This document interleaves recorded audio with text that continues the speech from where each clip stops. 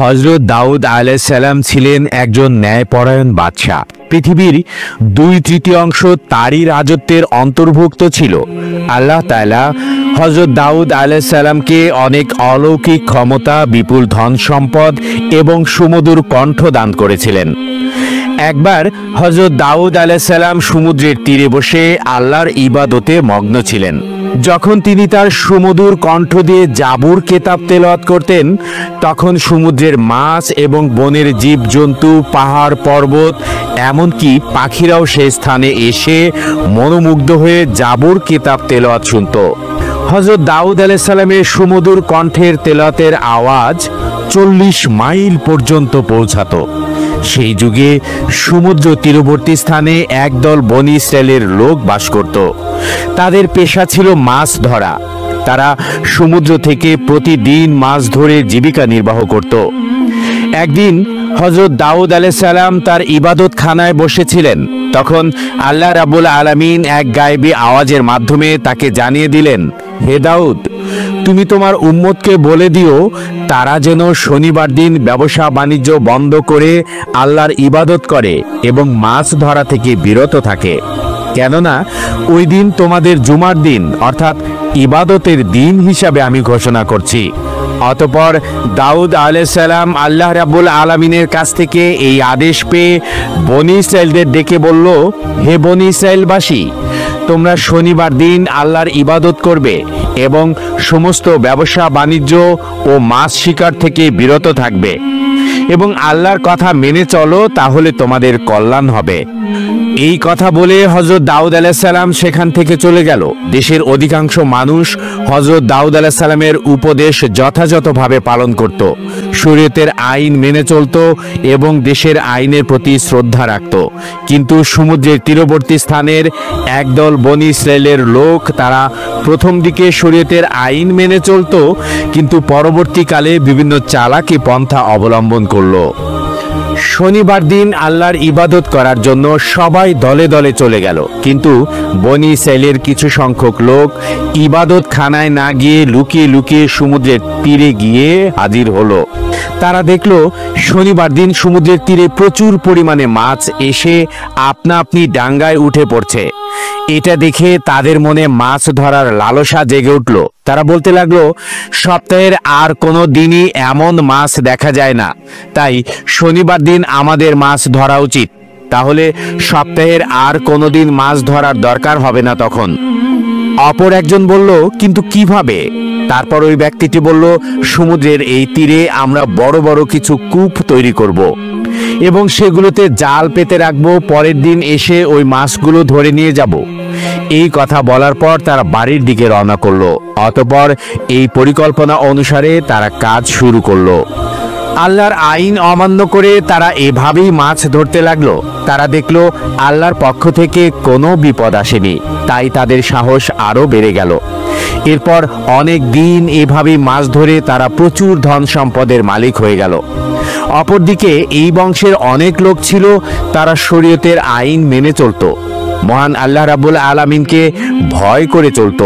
তাই তারা সকলেই একদিন ওই লোকগুলির নিকটে হাজির হলো এবং বলল, প্রিয় ভাইরা, আপনারা শনিবারে মাছ ধরা বন্ধ করুন, কেননা আল্লাহ তাআলা এই দিনটিকে ইবাদতের জন্য নির্বাচন করেছেন। এই হুকুম অমান্য করলে আপনাদের বিপদ নেমে আসতে পারে। তখন ওই দলের একজন নেতা তাদেরকে ঠাট্টা বিদ্রূপ করে বলল, শরীয়তের সঙ্গে মাছ ধরার কি সম্পর্ক? এই ধরনের আদেশ কোনো নবীর জমানায় দেখা যায়নি, এই কথায় কোনো যুক্তি নেই, অতএব এই হুকুম আমরা মানতে পারবো না। শনিবার দিন আমরা প্রকাশ্যে মাছ ধরব, তবে দাউদ আলাইহিস সালাম যদি এর কোনো কল্যাণকর দিক দেখাতে পারে তবে এটা মেনে নেব। অতএব তোমরা যাও, এই বিষয়ে জিজ্ঞেস করে এসো। অতঃপর কয়েকজন লোক হযরত দাউদ আলাইহিস সালামের নিকটে গিয়ে হাজির হলো এবং দাউদ আলাইহিস সালামের সাথে তর্ক বিতর্ক করে বসলো। তখন দাউদ আলাইহিস সালাম বলল, আল্লাহ তাআলা তোমাদের লোভ লালসা থেকে দূরে থাকার জন্য মাছ ধরা নিষেধ করেছেন। অতএব শনিবার দিন মাছ ধরা থেকে দূরে থাকা তোমাদের জন্য কল্যাণকর বলে আমি মনে করি। অতঃপর বনী ইসরাইলের লোকেরা হযরত দাউদ আলাইহিস সালামের কথা শোনার পর তাদের নেতার কাছে এসে ওই সমস্ত কথা খুলে বলল। তখন তাদের নেতা বলল, দাউদ নবীর এই কথা মেনে চলা আমাদের পক্ষে সম্ভব নয়।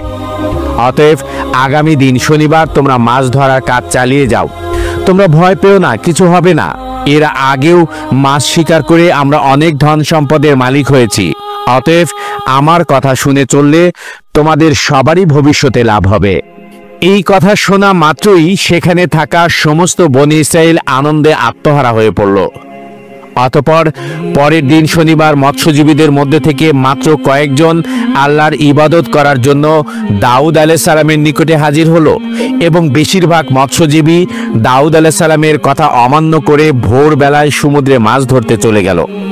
সারা দিন আনন্দ করে মাছ ধরলো এবং সেগুলো বিক্রি করে অনেক টাকা উপার্জন করলো। রাতের বেলা তারা সবাই নিজের বাড়ি চলে আসলো। পরের দিন ভোরবেলা যখন কয়েকজন লোক ইবাদত করার জন্য যাচ্ছিল, তখন তারা দেখলো সমস্ত এলাকা একেবারে নিশ্চুপ। এটা দেখে একজন অপরজনকে জিজ্ঞাসা করলো, আচ্ছা বলুন তো ভাই, আজকে এত নীরব কেন? কি হয়েছে? আজকে কি তারা মাছ ধরতে যাবে না? তখন অপর ব্যক্তিটি বলল, আমিও তো কিছু বুঝতে পারছি না। অন্যান্য দিন সকল জেলেরা হইচই করে মাছ ধরতে যায়, কিন্তু এত নিস্তব্ধতা কখনোই দেখা যায়নি। চলুন আমরা সেখানে গিয়ে দেখি। এই বলে তারা সবাই বাড়ির ভেতরে চলে গেল। সেখানে গিয়ে তারা যা দেখলো তাদের যেন শ্বাস বন্ধ হয়ে গেল। তারা দেখলো একদল বড় বড় বাদর মাটিতে পড়ে গড়াচ্ছে। ওই লোকগুলো দেখা মাত্র বাদরগুলো তাদের পায়ের কাছে এসে হাউমাউ করে কাঁদতে শুরু করলো। সেই মুহূর্তে কয়েকজন মেয়ে লোক এসে বলল, গতকালকে বারণ করা সত্ত্বেও তারা লোভ লালসায় পড়ে মাছ ধরতে গিয়েছিল। আল্লাহ রাব্বুল আলামিন শনিবারের দিন মাছ ধরা থেকে বিরত থাকতে বলেছিলেন, কিন্তু তারা শোনেননি। আল্লাহ এবং তার নবীর কথা অমান্য করার ফলে তারা সকলেই বানরে রূপান্তরিত হয়েছে। এখন আপনারা যদি দাউদ আলাইহিস সালামের নিকট এদের হয়ে ক্ষমা প্রার্থনা করেন, তাহলে হয়তো তারা জীবন ফিরে পাবে। তখন ওই লোকগুলি বলল, সময় থাকতে তারা এই বিষয়গুলো খেয়াল করেনি, আমাদের তো কিছু করার নেই। তবুও আমরা এই কথা হযরত দাউদ আলাইহিস সালামের নিকটে গিয়ে বলবো। এই বলে তারা সেখান থেকে চলে আসলো। অতঃপর একদল লোক তাদের পক্ষ থেকে হযরত দাউদ আলাইহিস সালামের কাছে হাজির হলো এবং ঘটনার বর্ণনা করে বলল, তাদের ক্ষমা করে দিন এবং মানুষ রূপে ফিরিয়ে দিন। তখন দাউদ আলাইহিস সালাম বলল, ক্ষমা করার মালিক আল্লাহ রাব্বুল আলামিন, তিনি যদি ক্ষমা করেন তাহলে তিনি করতে পারেন। অনেক তাফসীর কারকদের বর্ণনা অনুযায়ী ওই বাদরগুলো মাত্র 3 দিন বেঁচে ছিল, তারপরে ওই জাতি ধ্বংস হয়ে যায়। আর যারা আল্লাহকে ভয় করেছিল এবং দাউদ আলাইহিস সালামের কথা মেনে চলত, তাদের কিছুই হয়নি। অতঃপর তারা সুখে শান্তিতে বসবাস করতে লাগলো। একদিন বনী ইসরাইলের কয়েকজন লোক হযরত দাউদ আলাইহিস সালামের নিকটে হাজির হয়ে বলল, হে নবী, আমাদেরকে কিয়ামতের কিছু আলামত দেখান, যাতে আমাদের ঈমান আরো মজবুত হয়। তখন হযরত দাউদ আলাইহিস সালাম বলল, 4 দিন পর তোমরা মক্তবের সামনের ময়দানে এসো, তাহলে কিয়ামতের কিছু আলামত দেখতে পাবে। এই কথা বলে তাদেরকে বিদায় দিলেন। সেই যুগে বনী ইসরাইলদের মধ্যে একজন ধনী ব্যক্তি ছিল। তার সম্পদের কোনো অভাব ছিল না। তার একটি শখের গরু ছিল। গরুটির চেহারা খুবই সুন্দর ছিল। সবসময় গরুটিকে সোনা রূপা দিয়ে সাজিয়ে রাখত। যে কেউ দেখলে গরুটির দিক থেকে চোখ ফেরাতে পারত না এবং গরুটিকে মাঠে মুক্তভাবে ছেড়ে দিত। সারা দিন মাঠে চড়ত এবং রাতের বেলা গরুটি এসে ওই ধনী ব্যক্তির বাড়িতে শুয়ে পড়ত। হঠাৎ একদিন ওই গরুটি নিখোঁজ হলো। ওই ধনী ব্যক্তিটি তার গরুটিকে খোঁজার জন্য বিভিন্ন জায়গায় তাদের লোকদের পাঠিয়ে দিল। বিভিন্ন জায়গায় অনেক খোঁজাখুঁজি করেও গরুটিকে খুঁজে পেল না। তখন লোকগুলি ফিরে এলো। ধনী ব্যক্তিটি বলল, যে ব্যক্তি আমার এই গরুটিকে খুঁজে আনতে পারবে তাকে 100 স্বর্ণ মুদ্রা পুরস্কার দেওয়া হবে। এই ঘোষণা করার পর দেশের বিভিন্ন জায়গায় অনেক লোক গরুটিকে খোঁজার জন্য ব্যস্ত হয়ে পড়ল। সেই যুগে বনী ইসরাইলদের মধ্যে অনেক নেককার এবং আল্লাহওয়ালা অনেক বুজুর্গ লোক ছিল। তাদের মধ্যে একজন নেককার বুজুর্গ মহিলা ছিল। তিনি ছিলেন অত্যন্ত ধর্মপ্রাণ। দিনরাত আল্লাহর ইবাদতে মগ্ন থাকত ওই বুজুর্গ মহিলা এবং তার একমাত্র ছেলে। জঙ্গলের মাঝে একটি ছোট্ট ঘর বানিয়ে বসবাস করত। তাদের ঘরের পাশ দিয়ে একটি পানির নহর প্রবাহিত হতো। যখন তাদের ক্ষুধা পেত, ওই নহরের কাছে গিয়ে পেট ভরে পানি পান করত, আর তাতেই তাদের ক্ষুধা নিবারণ হতো। কিছুদিন পর ওই বুজুর্গ মহিলার ছেলে পানির নহরের পাশে গিয়ে দেখল সেখানে কয়েকটি আনার গাছ জন্ম নিয়েছে। এটা দেখে খুব খুশি হয়ে বাড়িতে ফিরে আসলো। কয়েকদিন পর আবার ওই স্থানে গিয়ে তারা দেখল আনার গাছে ফল ধরেছে। তখন ছেলেটি ফলগুলো নিয়ে বাড়িতে চলে আসলো এবং মা ও ছেলে দুজনেই পেট ভরে ফলগুলো ভক্ষণ করলো। এভাবেই তারা নহরের পানি আর গাছের ফল খেয়ে তাদের দিন চলে যেত। বুজুর্গ মহিলা ও তার ছেলে অনেক বছর ওই গাছের ফল আর নহরের পানি পান করে এবং আল্লাহর ইবাদত করে অতিবাহিত করলো। একদিন ওই মহিলার ছেলে তার মাকে বলল, মা, এত বছর একই খাবার খাচ্ছি, এখন আমার ইচ্ছা হয় আমরা বাজার থেকে অন্য খাবার কিনে খাই। তখন তার মা বলল, তুমি টাকা কোথায় পাবে? ছেলেটি বলল, আনার গাছ থেকে কিছু আনার নিয়ে বাজারে যাব এবং সেগুলো বিক্রি করে যে টাকা পাবো তা দিয়ে খাবার কিনে নিয়ে আসব। তখন তার মা বলল, শোনো বাবা, মহান আল্লাহ তাআলা সন্তুষ্ট হয়ে যে খাবার আমাদের দিচ্ছে তার উপর আমাদের খুশি থাকা উচিত। অতিরিক্ত কিছু চিন্তা করা আমাদের জন্য উচিত হবে না। আমাদের নতুন কোনো খাদ্যের দরকার নেই।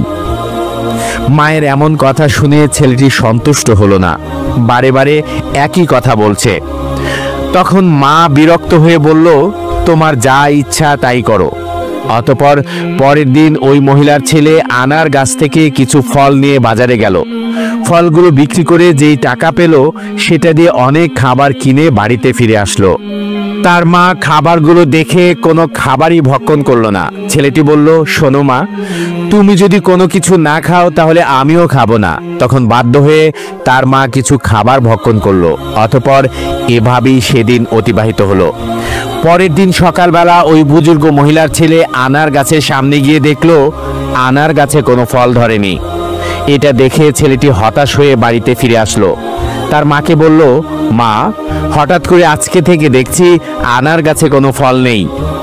ছেলের এমন কথা শুনে তার মা আর কিছুই বলল না। অতঃপর এভাবেই 3 দিন অতিবাহিত হয়ে গেল, কিন্তু গাছে কোনো ফল এলো না। অবশেষে তারা খুবই ক্ষুধার্ত হয়ে পড়ল। অতঃপর মা ও ছেলে দুশ্চিন্তায় এদিক ওদিক ঘোরাঘুরি করতে লাগলো। এমন একটি সময় তারা দেখলো একটি সুন্দর স্বাস্থ্যবান গরু তাদের বাড়ির সামনে দাঁড়িয়ে আছে। এটা দেখে মা ও ছেলে তাড়াতাড়ি তাদের বাড়ির সামনে আসলো। আল্লাহর হুকুমে তখন গরুটি কথা বলতে শুরু করলো। গরুটি বলতে লাগলো, আপনারা আমাকে জবাই করে আমার গোশত ভক্ষণ করুন। আল্লাহ তাআলা আমার গোশত আপনাদের জন্য হালাল করেছেন, অতএব হালাল গোশত খেতে আপনাদের আপত্তি থাকা উচিত নয়।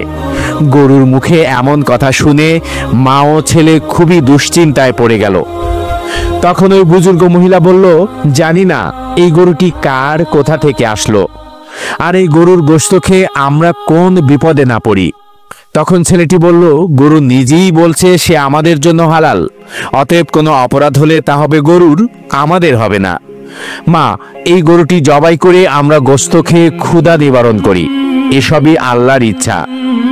তাহলে এই ফল বন্ধ করে হয়তো আমাদের জন্য এই গরুটি পাঠিয়ে দিয়েছে। বুজুর্গ মহিলাটি ছেলের কথাই শেষ পর্যন্ত রাজি হয়ে গেলেন। অতঃপর গরুটি জবাই করার জন্য যখন গরুটির কাছে এলো, গরুটি তার ঘাড় মাটির সাথে মিশিয়ে দিল। তখন ছেলেটি একাই গরুটিকে জবাই করলো। অতঃপর সমস্ত কাজ সম্পন্ন করলো। অবশেষে গরুর গোশতগুলো কাবাব করে তারা ভক্ষণ করলো এবং কিছুটা পরের দিনের জন্য রেখে দিল। এদিকে বনি ইসরাইলের সেই ধনী ব্যক্তিটি একজন মহিলাকে তার গরু খোঁজার জন্য বাড়ি বাড়ি গিয়ে তল্লাশি করার জন্য নির্দেশ দিল। অতঃপর সেই মহিলাটি গরু খুঁজতে খুঁজতে জঙ্গলের মাঝে নির্জন এলাকায় ওই বুজুর্গ মহিলার বাড়ির সামনে এসে দেখলো একটি গরুর চামড়া এবং জরাজীর্ণ হাড্ডি সেখানে পড়ে আছে। এটা দেখে সে অনেকটাই আশাবাদী হলো। অতঃপর মহিলাটি দেরি না করে তাদের বাড়ির ভেতরে গিয়ে দেখলো বুজুর্গ মহিলা এবং তার ছেলে গরুর মাংসের কাবাব খাচ্ছে। এটা দেখে ওই মহিলাটি বলল, আমি খুবই ক্ষুধার্ত, আপনার আমাকে কিছু কাবাব খেতে দিন। এটা শুনে বুজুর্গ মহিলা ওই মহিলাকে কিছু খাবার খেতে দিল।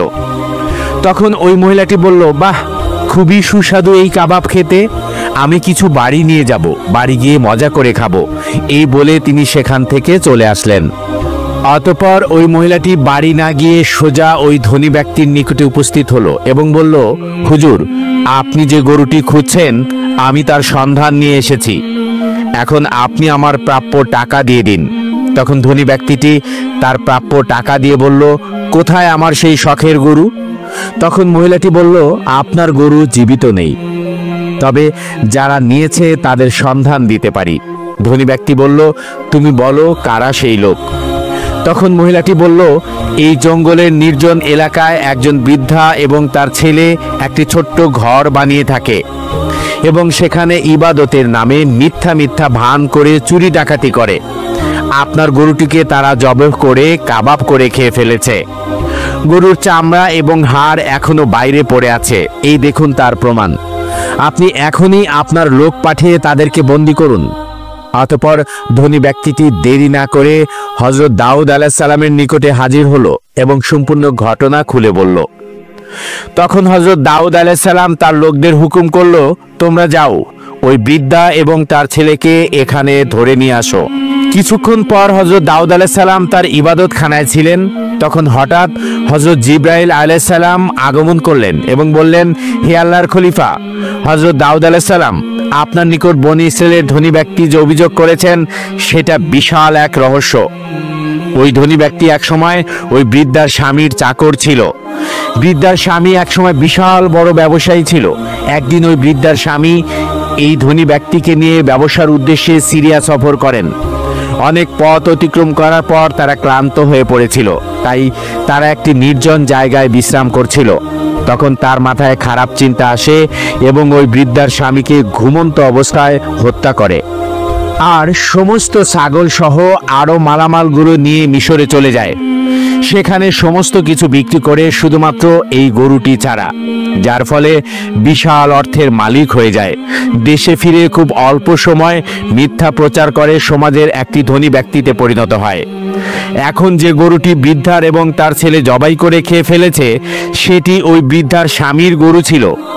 আর এখন ওই ধনী ব্যক্তির যে বিপুল ধন সম্পদ আছে সেগুলো ওই বৃদ্ধার স্বামীর অর্জন করা হালাল সম্পদ। অতএব এই ঘটনাকে সম্মুখে রেখে আপনি ন্যায় বিচার করবেন। এই কথা বলে হযরত জিবরাইল আলাইহিস সালাম সেখান থেকে বিদায় নিলেন। কিছুক্ষণ পর হযরত দাউদ আলাইহিস সালামের লোকজন ওই বৃদ্ধা এবং তার ছেলেকে তার দরবারে নিয়ে হাজির হলো। তখন হযরত দাউদ আলাইহিস সালাম বললেন, সবাইকে বলে দাও এই ঘটনার উপযুক্ত বিচার আগামী দিন ময়দানে করব এবং সবাইকে কিয়ামতের আলামত দেখাবো।